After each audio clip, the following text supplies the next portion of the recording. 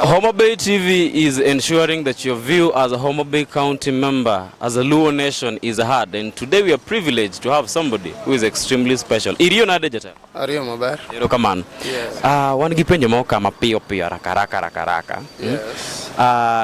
Chike magi ming'eyo ka ng'ato ne dhi go dala. Chike magi mabet ning'eyo ni nyaka tim. Achiel kuom chike mang'eyo ma nyaka tim en ni jaluo ka dhi go dala to nyaka obed gi le kodhi go dala ne, nyaka obed gi beti kodhi go dala ne, kaeto nyaka obed gi thur gweno modhi go dala ne manyien.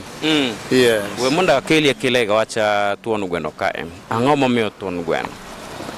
Thuon gweno en ni joluo nong'iyo mos ni to ka ng'ato dhi go dala ne to achiel thur gweno chung' ne pith.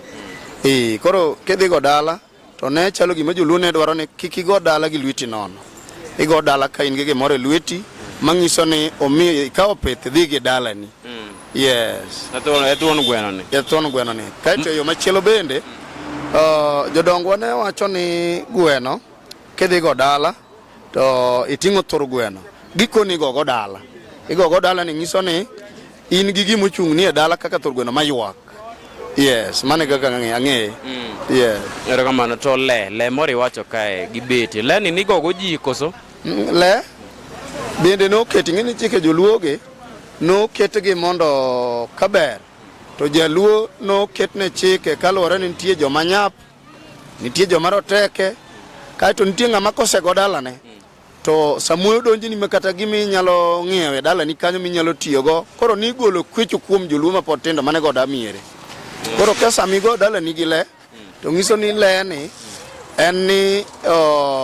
en gir tich midhi tiyogo e dala no. Machuno ni dala manyien migo mar ligala ok keber kikawo idhi go e nono kaeto koro kichako tich e dala ni kata kimuko kisike ke ndalo machon ji nego miere i bunge. Koro bunge gi ne miyo gichopo kama koro idwa ni ng'ato go dala gi le, ng'ato go dala gi beti, midhi beto go bungu mane dala ni. Nikech piny masani ok ene koro piny odong' pap, bungu onge. Te ndalo machon cha joluo ne jodongwa ne wacho ni igoni dala e chuny bungu. Koro bungu ni imiyi le timiyi beti ma machuno ni jaluo nyaka bed gi beti gi le modhi tiyo ga dala ne moko kwa ng'ata modhi loso go ligala mane mogoyo.